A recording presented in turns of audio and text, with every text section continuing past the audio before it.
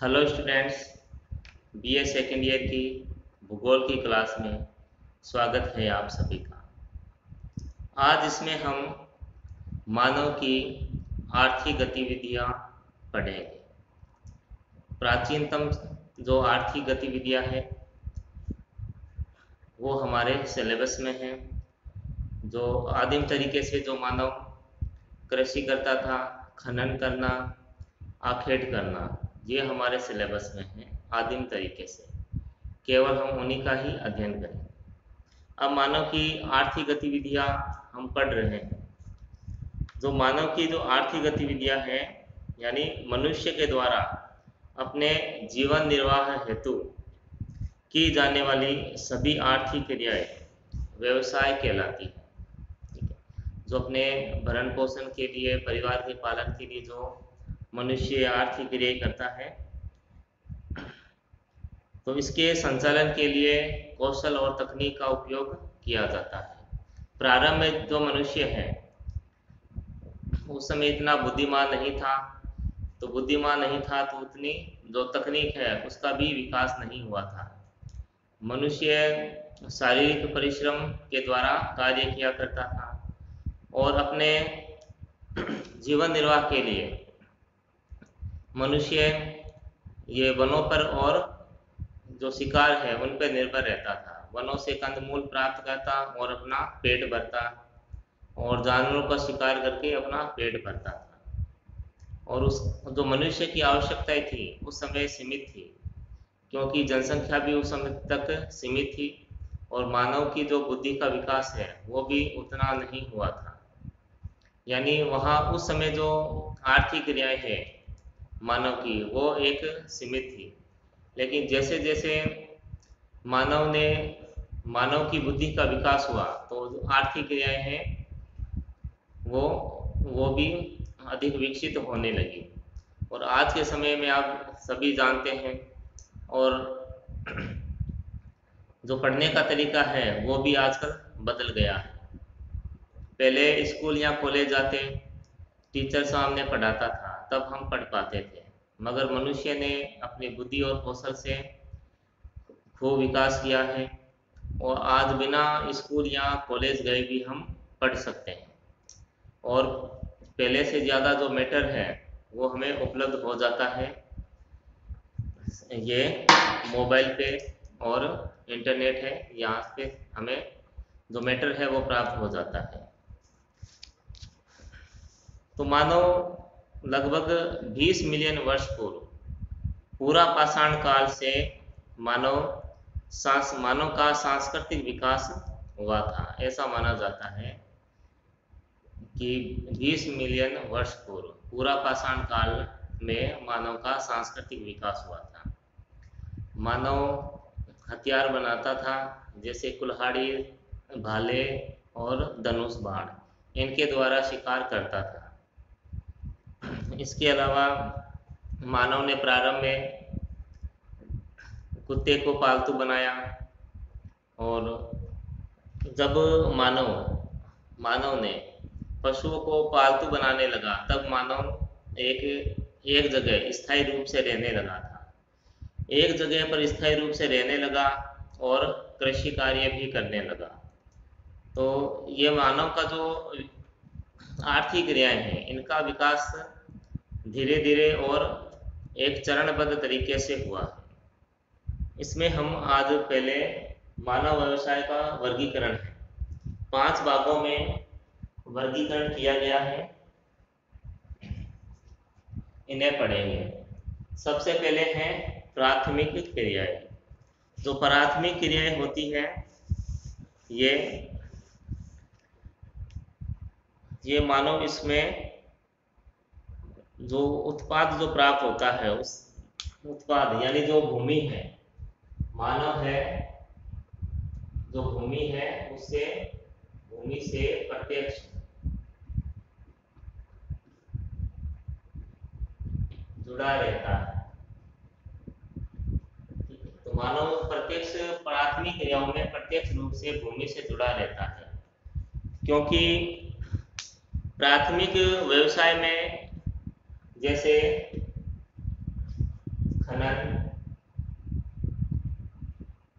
लकड़ी काटना, आखेट, मछली पकड़ना,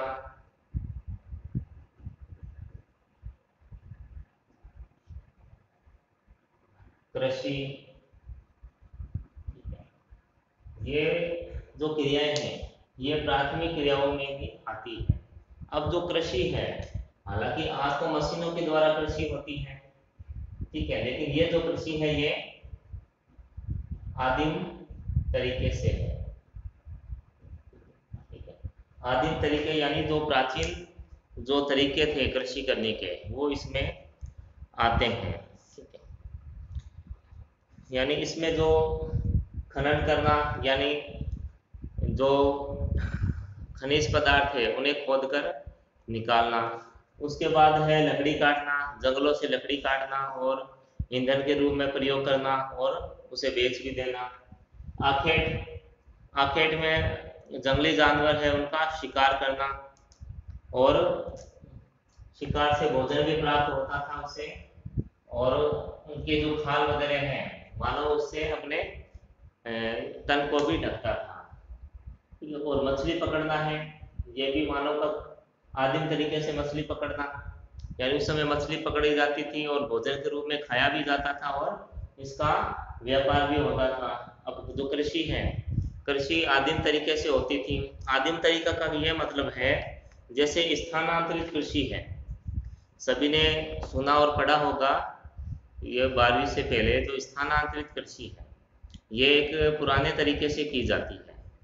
इसमें जंगल को जला दिया जाता है और फिर कृषि की जाती है, 2-3 साल तक इस पे कृषि करते हैं और फिर जब जमीन बंजर हो जाती है तो उसे छोड़कर अन्यत्र कृषि की जाती है और इसमें किसी भी तरह का जो यंत्र है और मशीनों का उपयोग नहीं होता है, ठीक है। तो ये स्थानांतरित कृषि है। ये समस्त जो क्रियाएं हैं ये आदिम क्रियाएं है और ये प्राथमिक व्यवसाय में आती है। और इस कार्य में जो संलग्न लोग हैं, यानी इस कार्य में जो संलग्न है लोग, उन्हें रेड कॉलर कहते हैं। रेड कॉलर,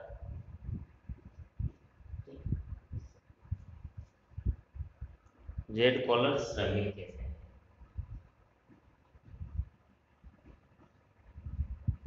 हालांकि जो विकासशील देश है, विकासशील देशों में अधिकतर लोग हैं वो प्राथमिक क्रियाएं करते हैं, जबकि विकसित देशों में जो प्राथमिक क्रियाएं हैं वो नगण्य हैं या बहुत ही कम होती है। कोई 2-3% जो लोग हैं वो ही विकसित देशों में प्राथमिक क्रियाओं में लगे हुए हैं, जबकि विकासशील देश है यहाँ पर जैसे नेपाल, रवांडा व नाइजर, यहाँ की 20% जो जनसंख्या है वो प्राथमिक कार्यों में लगी हुई है, और जबकि संयुक्त राज्य अमेरिका में 3% और कनाडा में 5% लोग हैं जो प्राथमिक क्रियाओं में लगे हुए हैं। उसके बाद है नेक्स्ट द्वितीय क्रियाएं। देखो द्वितीय क्रिया में वो वस्तुएं आएगी जैसे प्राथमिक उत्पाद से प्राप्त वस्तुओं की सहायता से उनका उपयोग करके अन्य नवीन वस्तुओं के उत्पादन के लिए की जाने वाली आर्थिक क्रियाओं को द्वितीयक व्यवसाय या द्वितीयक उत्पादन या द्वितीय क्रियाएं कहते हैं। यानी जो उत्पाद प्राथमिक क्रियाओं से प्राप्त होंगे, ठीक है, उनका द्वितीय क्रियाओं में उनका निर्माण किया जाता है। अब जैसे खनिज है या भूमि से खोदकर जैसे लोहा निकाला गया, अब लोहा क्या होगा द्वितीय क्रियाओं में, कारखानों में जाएगा,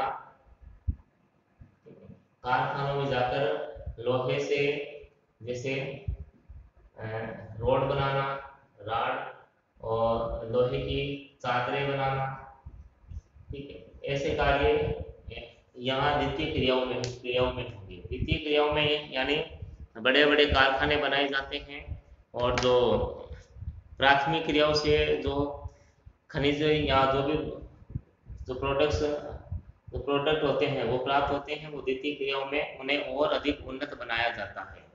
अब जैसे कृषि है, कृषि से जो कपास प्राप्त हो रहा है तो वो द्वितीय क्रियाओं में जाएगा और उससे धागे बनेंगे, उन धागों से फिर कपड़े का निर्माण होगा। यानी जो निर्माण कार्य है वो द्वितीय क्रियाओं में किया जाता है। और द्वितीय और उसके बाद जो यहाँ जो प्रोडक्ट बनता है द्वितीय क्रियाओं में, उसका जो मूल्य है वो अधिक होता है।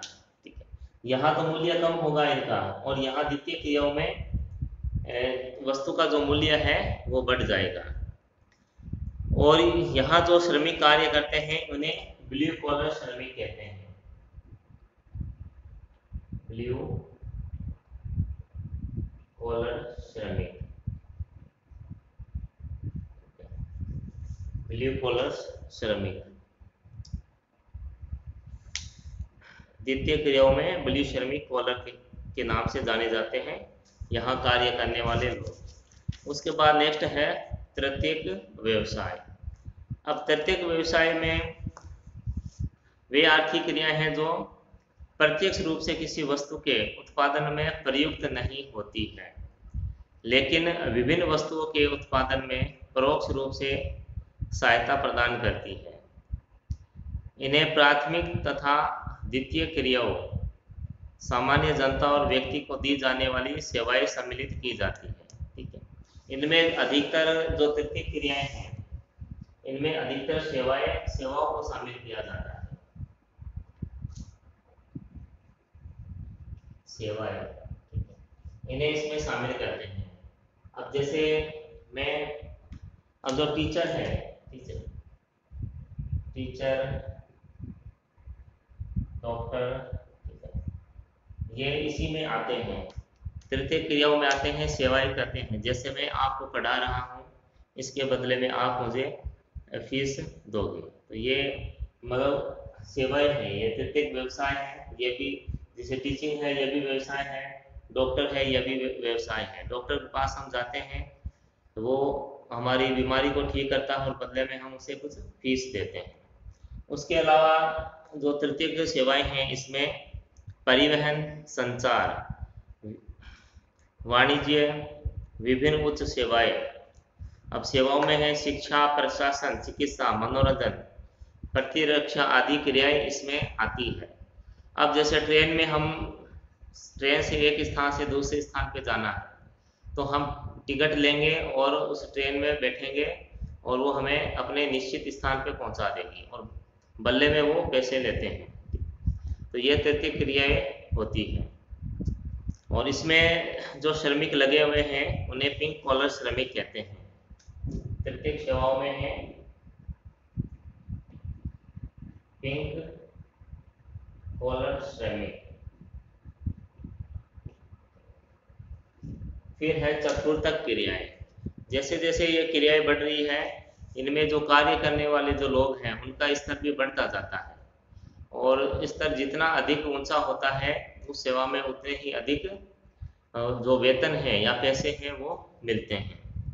अब जो चतुर्थ व्यवसाय है इसमें जैसे सूचना, विज्ञान, कला, साहित्य, प्रौद्योगिकी, शिक्षा, प्रशासनिक सेवाएं, सरकारी नौकरशाही, शोध कार्य आदि है, ये इसमें शामिल किए जाते हैं। अब जैसे शिक्षा इसमें आया है, शिक्षा का भी तो स्तर अलग अलग होता है। जैसे आप डिग्री कर रहे हो, डिग्री कॉलेज में हो, उसके बाद जो शिक्षा है जैसे आईआईटी करते हैं, ठीक है, मैनेजमेंट में जाता है, कुछ इंजीनियरिंग करते हैं, तो जो शिक्षा का स्तर भी बढ़ता जाता है, तो उसका जो वर्ग है उसी वर्ग में वो आती है। जैसे ये चतुर्थक क्रियाएं हैं। जैसे कुछ शोध करना, यानी कुछ वैज्ञानिक हैं जो शोध कार्य करते हैं वो चतुर्थक क्रियाओं में आएंगे। और चतुर्थक क्रियाओं में जो लोग लगे हैं उन्हें श्वेत कॉलर श्रमिक कहते हैं। श्वेत कॉलर श्रमिक। उसके बाद है पंचमक क्रियाएं। ठीक है, इसमें जो लोग कार्य करते हैं वो बहुत ही उच्च स्तर के व्यक्ति होते हैं, चाहे प्राइवेट संस्था में हो चाहे गवर्नमेंट में हो। जैसे एक एग्जांपल इसमें अगर लें, अगर जैसे प्राइवेट में रिलायंस इंडस्ट्री को लेते हैं, इसका जो सीईओ है, जो अधिकारी है, इसका प्रमुख है जो, वो इस पंचमक क्रियाओं में आएगा। उसके बाद जैसे एप्पल है, ये माइक्रोसॉफ्ट है, इनके जो सीईओ है ये इसी श्रेणी में आएंगे। अगर इसमें सरकारी कर्मचारियों को लें तो इसमें जैसे वैज्ञानिक है जो बहुत जो बड़े शोध करते हैं, बहुत ही महत्वपूर्ण जो शोध कार्य करते हैं, वो भी इसके अंतर्गत आएंगे। जैसे प्रबंधक होते हैं, प्रशासक, शोधकर्ता, वैज्ञानिक, वित्तीय, कानूनी सलाहकार, ये इसमें सम्मिलित किए जाते हैं। अब जैसे कोई सरकारी कंपनी है, कोई जैसे भेल है, सरकारी कंपनियां हैं कुछ, उनके जो सीईओ है वो इसी के अंतर्गत आएंगे। तो इसमें जो व्यक्ति कार्य करते हैं या जो श्रमिक लगे हुए हैं उन्हें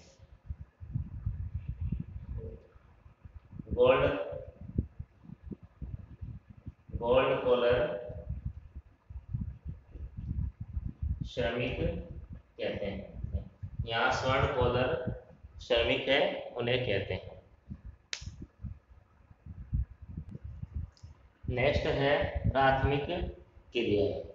जो प्राथमिक क्रियाएं हैं, जो सिलेबस में हमारे केवल प्राथमिक क्रियाएं हैं, द्वितीयक, तृतीयक और बाकी जो अन्य क्रियाएं वो नहीं है।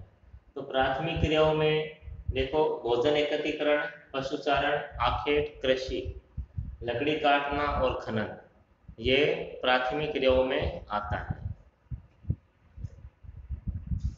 हमारी जो सिलेबस है उसमें भोजन एकत्रीकरण, आखेट और कृषि, ये तीन ही दे रखे हैं।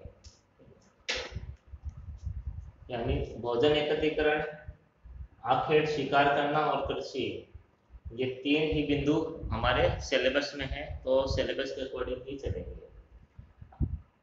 थोड़ा सा जैसे पशुचारण है, ये मैं बता देता हूँ। आदिम तरीके से जो पशुचारण होता है, पशुचारण, इसमें एक आता है चलवासी पशुचारण। चलवासी पशुचारण, चलवासी पशुचारण या ऋतु प्रवास, ये छोटा क्वेश्चन कई बार आ जाता है कि चलवासी पशुचारण किसे कहते हैं या ऋतु प्रवास किसे कहते हैं। जो पहाड़ी क्षेत्रों में, जो पहाड़ी क्षेत्र होते हैं, यहाँ पर जो लोग पशुओं को चराते हैं, जैसे जब सर्दी होगी तो लोग क्या है, पशुओं को लेकर मैदानों में आ जाएंगे। ठीक है, कि मैदानों में लोग आ जाएंगे पशुओं के लेकर सर्दी होने पे, क्योंकि सर्दी अधिक होती है, बर्फबारी होती है पहाड़ों पे, तो यहाँ थोड़ा जीवन मुश्किल हो जाता है। उसके बाद जैसे गर्मी होती है मैदानों में, ठीक है, तो लोग अपने पशुओं को लेकर ये पहाड़ी भागों में चले जाते हैं।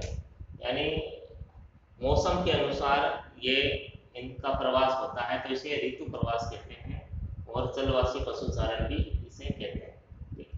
इसे थोड़ा ध्यान रखना। अब सबसे पहले है भोजन एकत्रीकरण। जो टॉपिक है वो है भोजन एकत्रीकरण। जो भोजन एकत्रीकरण है,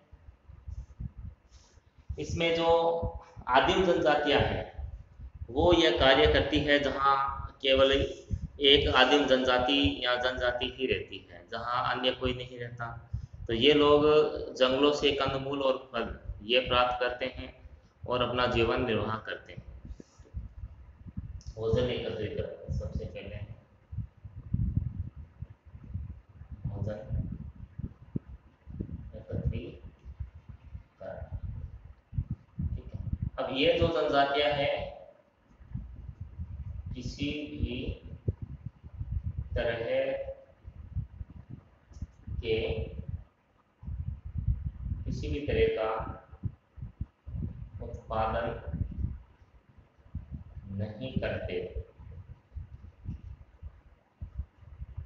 यानी किसी भी तरह का कुछ भी उत्पादन ये नहीं करते हैं, पूर्ण रूप से प्रकृति पर निर्भर रहते हैं। भोजन की तलाश में इधर उधर घूमते हैं और वनों से भोजन को प्राप्त करते हैं। इसमें जैसे भूमध्य रेखीय क्षेत्र, कुछ जैसे कांगो बेसिन और गिनी तट अफ्रीका में, अमेजन बेसिन दक्षिण अमेरिका में, मलेशिया में जैसे सेमांग और सकई जाती है, और अन्य दक्षिणी पूर्वी एशियाई जो क्षेत्र है वहाँ, और भूमध्य रेखीय क्षेत्र है वहाँ पर इस तरह के जो आदिम जनजातियाँ हैं वो भोजन एकत्र करने का कार्य करती है। उसके अलावा जो कालाहारी मरुस्थल में रहने वाले जो बुशमैन हैं वो भी यही कार्य करते हैं, भोजन को एकत्रित करते हैं। उसके बाद नेक्स्ट है आखेट। आखेट यानी शिकार करना, जहाँ पर कृषि के लिए जो अवस्थाएं हैं उपयुक्त नहीं होती है वहाँ पे आखेट किया जाता है, शिकार किया जाता है।